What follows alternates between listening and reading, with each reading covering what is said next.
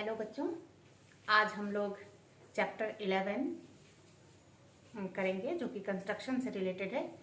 हालांकि आपकी किताब में ये सीरियली 11th चैप्टर है, लेकिन मैं इसे इस वीडियो सीरीज़ के लास्ट में कर रही हूँ। आज हम लोग देखेंगे कि ज्योमेट्री के कंस्ट्रक्शंस जो आपको करने हैं वो किस तरह से किए जाते हैं। दो तरह के कंस्ट्रक्शंस आपको करने हैं। एक तो एक लाइन सेगमेंट अगर दिया जाए उसको दिए हुए रेशियो में कैसे बांटते हैं, और दूसरा कि सर्किल्स पर टेंजेंट्स कैसे खींचते हैं। तो बच्चों, आपको पता है कि कोई भी कंस्ट्रक्शन होता है वो हमेशा किसी ना किसी थ्योरी पर निर्भर करता है। तो अभी आप देखेंगे कि लाइन सेगमेंट्स को रेशियो में बांटना या सर्किल पर टेंजेंट्स खींचना, इन सब में कौन कौन सी थ्योरी लगती है, मतलब ये किस किस थ्योरी पर बेस्ड हैं। तो पहला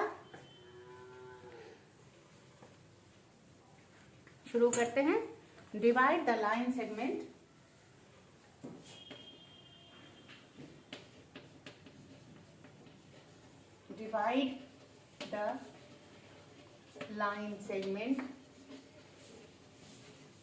AB of a given length.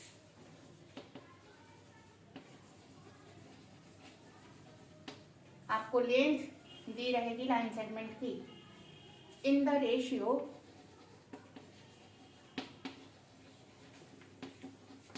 भी कुछ दिया रहेगा। यहाँ पे रेशियो ले लेते हैं।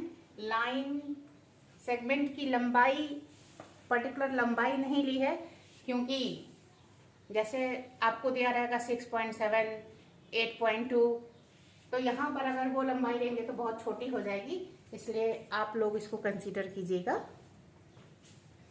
तो एक लाइन सेगमेंट है ये, देखिए एक लाइन सेगमेंट है। हमको जितनी लंबी दी हुई है, जितना उसकी लंबाई दी हुई है, उस लंबाई का एक लाइन सेगमेंट हम खींचेंगे और उसको AB नाम देंगे, AB। अब इस लेंथ को हमको इन दो रेशियो में बांटना है। तो क्या करिए, सबसे पहले कि यहाँ AB के साथ एक एक्यूट एंगल बनाते हुए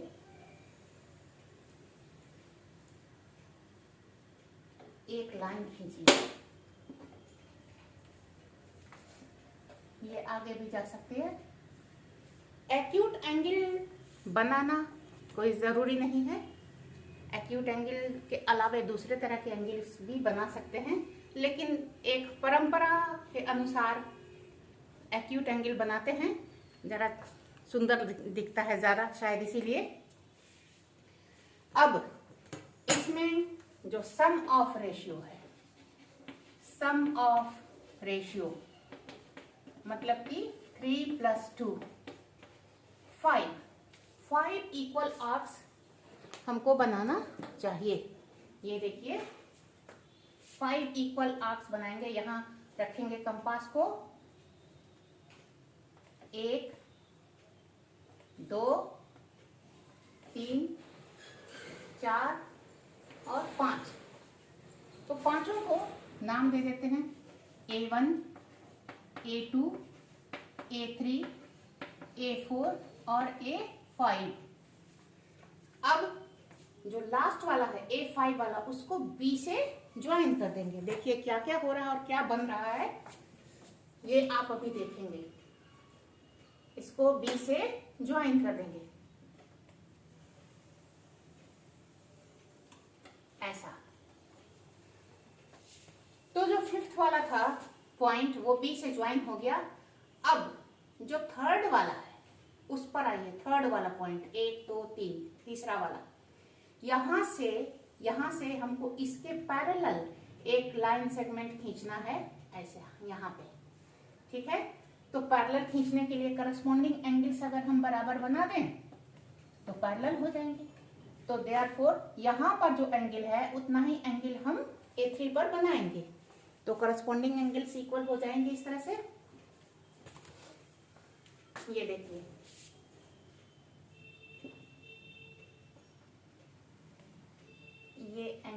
यहाँ हुआ तो 3 पर आइए, नहीं पर बनाइए, ये हुआ। अब आप इसका विड्थ नापिए,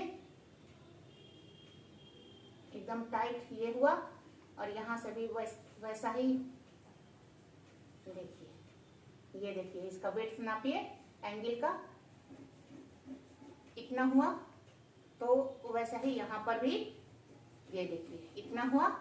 तो अब ये एंगल के बराबर एंगल बन गया है ना। और अब हम इसको अगर ज्वाइन करेंगे ऐसे A3 से इसको ज्वाइन करते हुए ये लाइन खींचेंगे तो this must be parallel to that, और यही वो पॉइंट होगा, यही वो पॉइंट होगा जो AB को 3 और 2 के रेशियो में बांटेगा। अब देखिए क्यों बांटना चाहिए इसको, तो आपने थेल्स थ्योरम बीपीटी पढ़ा है ना। उसमें क्या कहा गया है कि अगर ये लाइन और ये लाइन आपस में पैरेलल हो, ये ट्रायंगल बन गया, AB A5 ट्रायंगल बन गया, और इसमें बेस के पैरेलल ये लाइन है जो कि बाकी दो साइड्स को अलग अलग पॉइंट पर काट रही है। तो याद कीजिए बीपीटी, तो उसके अनुसार तब ऐसा होने पे क्या होता है, AP बाई PB का वही रेशियो होगा जो A3 और A3 A5 का होगा। तो इसलिए since A3 is parallel to A5B, A3P is parallel to A5B, therefore AP by PB ये जो रेशियो है ये A3 बाई A3 A5 इस तरह का होगा। और ये रेशियो देखिए 1 यूनिट 2 यूनिट 3 यूनिट, और यहाँ 1 यूनिट 2 यूनिट, मतलब ये 3 और फिर ये 2, 3/2। और इसीलिए सम ऑफ रेशियो के बराबर इक्वल इक्वल आर्क बनाते हैं, क्योंकि हमको जो सम है उसी के बराबर हमको 3 और 2 ये पार्ट मिलेंगे। तो 3 और 2 मिलके 5 होते हैं, इसलिए कम से कम 5 आर्क यहाँ पे हमको बनाना होता है।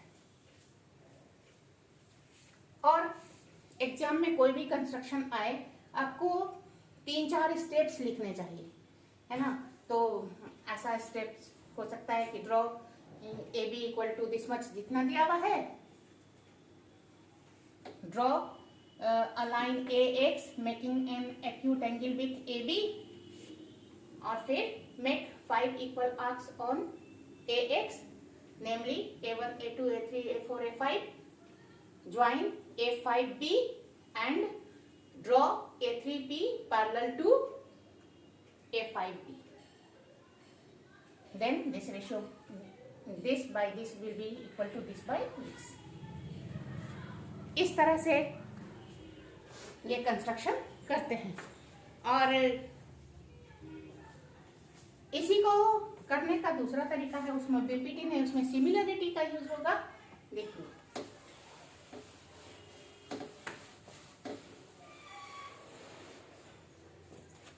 ऐसा भी इसको करते हैं कि ये लाइन सेगमेंट है,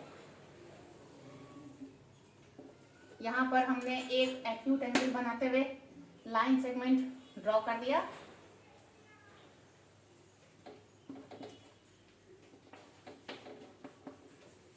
और इसके पैरेलल B से हमको एक लाइन खींचना है इस तरह से। तो फिर इक्वल एंगल बनाइए, अल्टरनेट एंगल्स इक्वल हो जाएंगे। ये देखिए ऐसा, ये देखिए, है ना। तो यहां से भी उतना ही रख करके आपको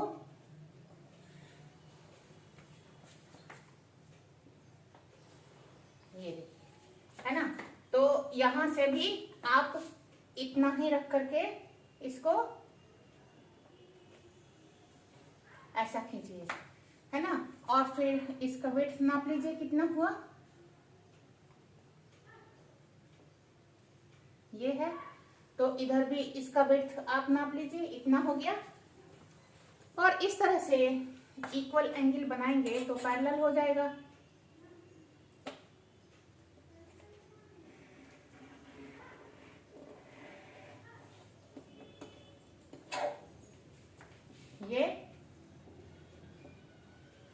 पैरेलल, दोनों पैरेलल हो गए।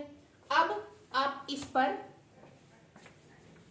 3 और नीचे वाले पे 2 इक्वल आर्क्स बनाए इस तरह से, 1 2 3, और यहां भी 1 2। इसको नाम दे देते हैं A1 A2 A3 और इसको B1 B2। अब आप A3 को B2 से ज्वाइन कर दीजिए। A3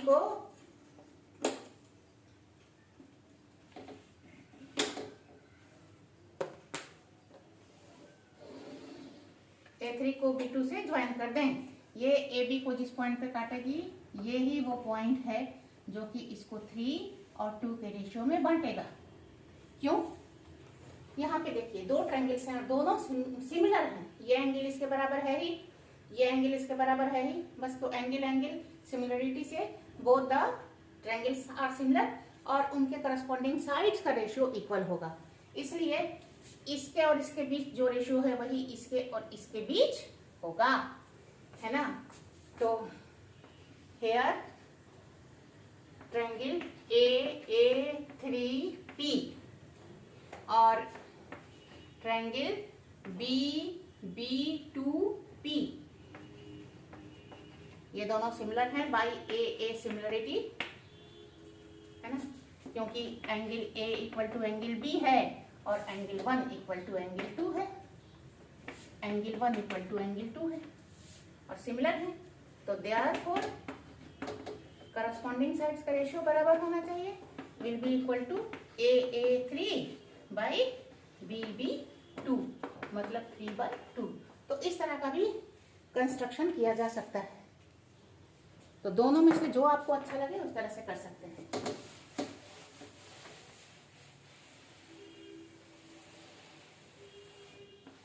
तो इसी तरह के मिलते जुलते सवाल एक नंबर के सवाल में इस तरह का पूछा जा सकता है कि अगर हमको 4 और 3 के रेशियो में बांटना है किसी लाइन सेगमेंट को, तो जो एक्यूट एंगल बना रही है AB के साथ, उस लाइन पर कम से कम हमको कितने इक्वल आर्क्स बनाने होंगे। तो इसलिए ये छोटी छोटी बातें हैं, इनको ध्यान में रखिए। और अब है टेंजेंट। तो टेंजेंट खींचने के लिए देखिए, draw a pair of tangents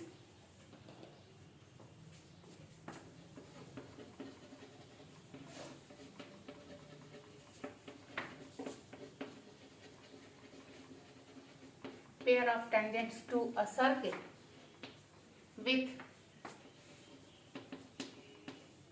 radius, आपको तो छोटी छोटी रेडियस दी जाएगी, 3 सेंटीमीटर 4 सेंटीमीटर, हम थोड़ी बड़ी रेडियस ले लेंगे, इसको आप 3 ही समझिए। From a point which is 7 centimetre away from the centre. सबसे पहले हमको सर्किल बनाना चाहिए 3 सेंटीमीटर रेडियस का, तो हम थोड़ा बड़ा बनाएं ताकि दिखेगा अच्छे से।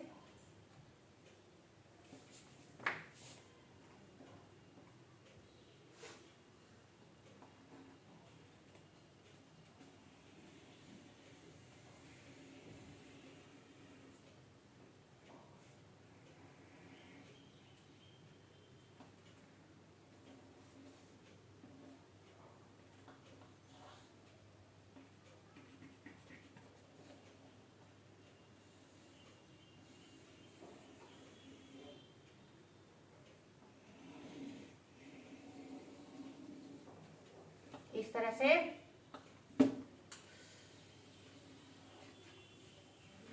ये सर्किल हमने खींच दिया,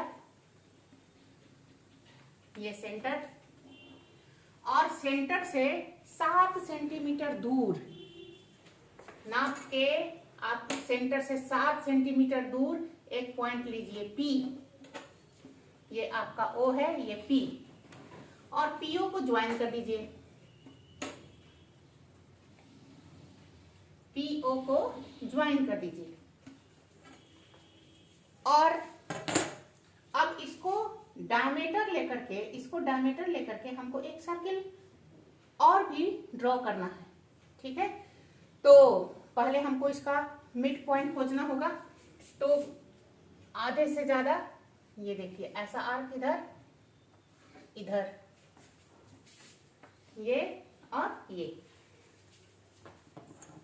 और जब हम ज्वाइन करेंगे तो हमको मिड पॉइंट मिलेगा। ये देखिए ज्वाइन किया तो यहाँ पर ये मिड पॉइंट हो गया।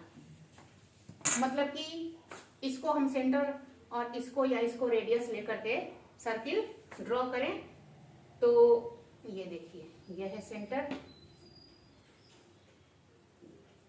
ये है सेंटर, ये देखिए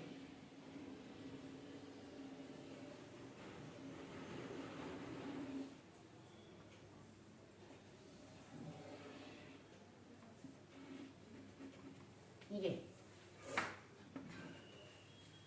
तो अब ये वाला जो सर्किल हमने खींचा है, ये इस ओरिजिनल सर्किल को 2 पॉइंट पर काट रहा है, ए पर और बी पर।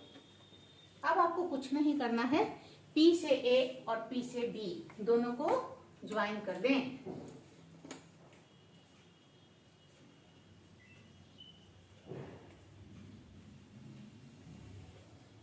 P से A और P से B दोनों को ज्वाइन कर दें ऐसे।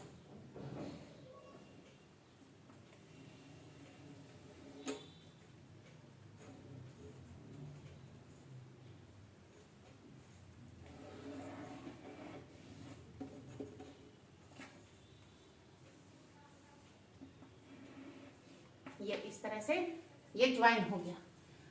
और PA और PB ये आपके रिक्वायर्ड टेंजेंट्स हैं। तो कैसे ये बना, तो देखिए, अगर हम ये ज्वाइन करते हैं सेंटर से, तो इस सर्किल में ये सेमी सर्किल का बना हुआ एंगल है और इसलिए ये 90 डिग्री होगा, है ना। और रेडियस पर जो 90 डिग्री होता है वो टेंजेंट होता है, इसलिए this will be a tangent. और इसी तरह से सिमिलरली PB भी एक टेंजेंट होगा। Since angle PAO is an angle in semicircle, therefore angle PAO equal to 90 degree, and since OA is perpendicular to PA, therefore PA is a tangent. अब इससे ये बेसिक है, इसका कंस्ट्रक्शन ये basic है। अब इसमें कई तरह के और भी पूछे जा सकते हैं कि इसके दोनों का लेंथ नापिए, इक्वल है कि नहीं आप दिखाइए, या इसी से रिलेटेड और कई तरह के सवाल हो सकते हैं कि सर्किल आप ड्रॉ कीजिए और उसका डायमीटर आप बनाइए और डायमीटर को एक्सटेंड कर दीजिए दोनों तरफ, कुछ इतना इक्वल एक्सटेंड कर दीजिए। अब ये एक्सटेंडेड पॉइंट से आप सर्किल पे टेंजेंट खींचिए, तो सेंटर से इक्वल किया हुआ है, जितना रेडियस है उतना ही आगे बढ़ा है। ऐसा ही आपको सवाल मिलेगा या ना भी मिले तो आप मिड पॉइंट खोज करके, मिड पॉइंट उसी तरह जैसे अभी बताया है ऐसा करके मिड पॉइंट खोज सकते हैं और फिर सर्किल ऐसा खींच सकते हैं और इधर भी सर्किल ऐसा खींच सकते हैं, इधर भी इस तरह से खींच सकते हैं। और फिर यहाँ से आप ये खींचा है ना, यहाँ मिल रहा है और यहाँ मिल रहा है, इसको मिला दीजिए, ये बन गया, इसको मिला दीजिए, ये बन गया। और यहाँ से इसको मिला दीजिए, ये बन गया, और इसको मिला दीजिए, ये बन गया। तो काम आपको बेसिकली एक ही करना है। ये हमारा ओरिजिनल सर्किल है और ये इसका सेंटर है O। तो इस तरह थोड़ी बहुत फेरबदल करके इसका कंस्ट्रक्शन करने के लिए पूछा जाता है। तो अगर आपको पता है बेसिक कंस्ट्रक्शन कैसा है टेंजेंट का, तो आप कर सकते हैं। इसी में एक बहुत कॉमन सवाल पूछा जाता है और वो ये सवाल है,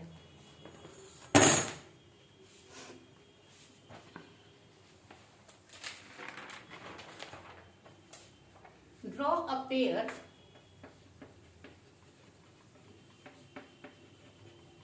pair of tangents to a circle of radius 5 centimeter which are inclined to each other at an angle of 120 degree।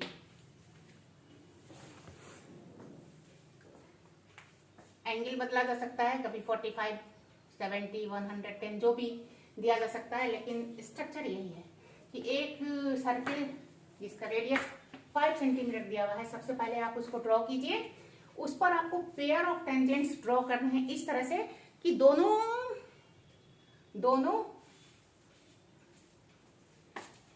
इसको ऐसा बना देते हैं कि दोनों टेंजेंट्स के बीच का एंगल कितना हो, 60 डिग्री हो। 120 भी हो सकता है, 120 भी हो सकता है, बट 60 बनाना पहले देख लीजिए। 120 आप उसी तरह से बना सकते हैं। तो सर्किल ड्रॉ करें,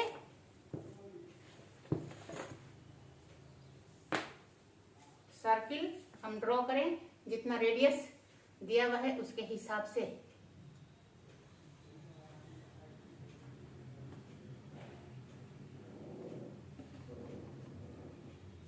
देखिए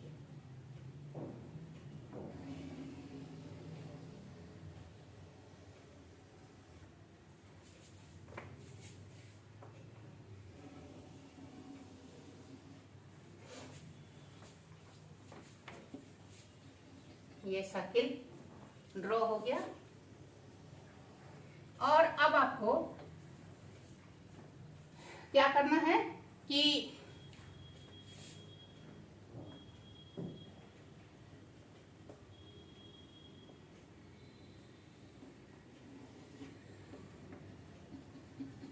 अब आपको दो टेंजेंट्स खींचने हैं। तो सबसे पहले आप सेंटर पर 120 डिग्री का एंगल बनाइए। इसके लिए आप एक रेडियस ड्रॉ कीजिए सबसे पहले,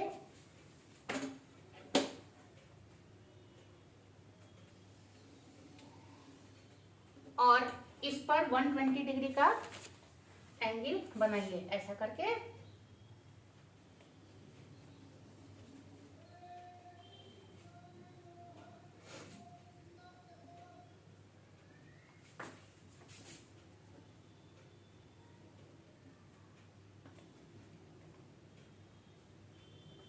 ये 120 इस तरह से, तो आप ये बना दीजिए।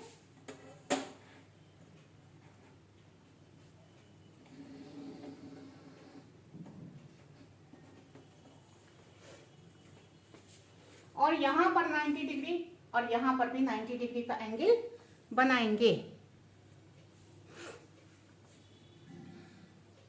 आपको याद है कि रेडियस और टेंजेंट के बीच पॉइंट ऑफ कांटेक्ट पर हमेशा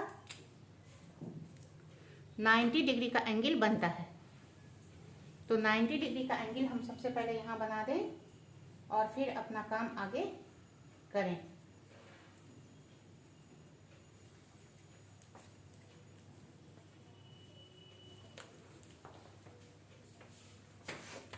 देखिए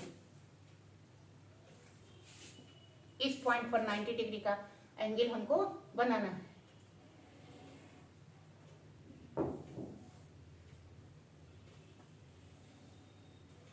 आर्क खींचेंगे और फिर 60 और 120 और उसको 60 और 120 और फिर उसको बाइसेक्ट करेंगे। देखिए 60 और 120 बाइसेक्ट करेंगे तो आपको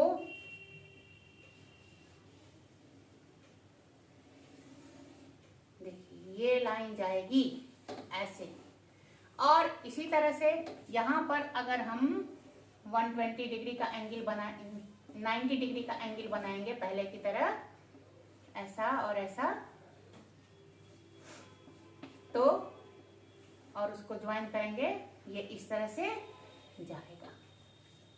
और यहाँ पर जो एंगल बनेगा वो 60 डिग्री का बनेगा। तो थोड़ा सा मेजरमेंट गड़बड़ हो गया है। सर्किल आप बनाइए, सर्किल बनाइए और 120 डिग्री का एंगल सेंटर पर बनाइए। 120 डिग्री का एंगल सेंटर पर बना दीजिए। यहाँ पर 90 डिग्री का एंगल बना दीजिए। आपको मालूम है कि कैसे बनेगा, तो इस तरह से इसको बनाइए। ये देखिए ऐसे जाएगा ये। और यहाँ पर भी उसी तरह से 90 डिग्री का एंगल बना दीजिए। आप आराम से बना सकते हैं इस तरह से, है ना। और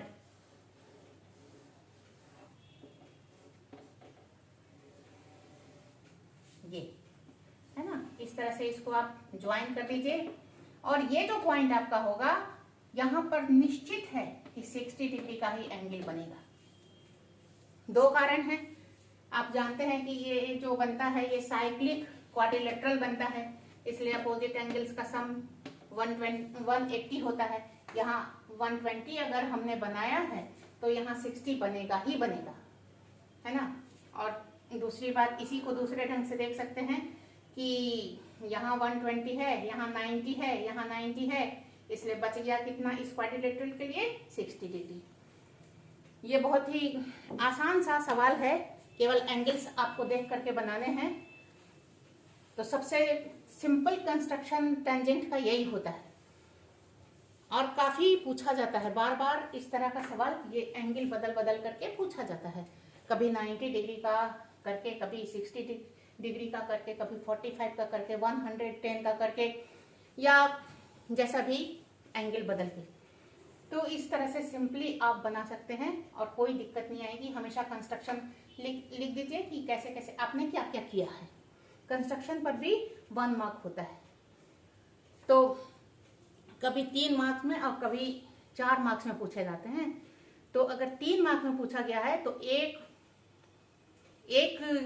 जरूर रहता है कंस्ट्रक्शन पे और 2 रहता है, एक रहता है स्टेप्स पर और दूसरा रहता है, 2 रहते हैं कंस्ट्रक्शन पे। 2 मार्क्स कंस्ट्रक्शन पे और 1 मार्क्स उसका जो आपने स्टेप्स लिखे हैं उस पे। तो स्टेप्स मिस नहीं कीजिए, स्टेप्स बहुत लिखना आसान होता है। छोटे छोटे सेंटेंस लिखिए और ज़्यादा नहीं, 4-5 सेंटेंस से ज़्यादा उसको नहीं लिखना चाहिए। तो इस तरह से आज यहाँ पर हम ये अपनी वीडियो सीरीज यहाँ अब ख़त्म कर रहे हैं। सभी चैप्टर्स हमने इसमें इन्वॉल्व किए और अगर आप लोगों को थोड़ा भी इसका फ़ायदा हुआ हो या हो तो ये मेरा सौभाग्य होगा। और सबके उज्जवल भविष्य की कामना करते हुए सब लोग खुश रहें। धन्यवाद।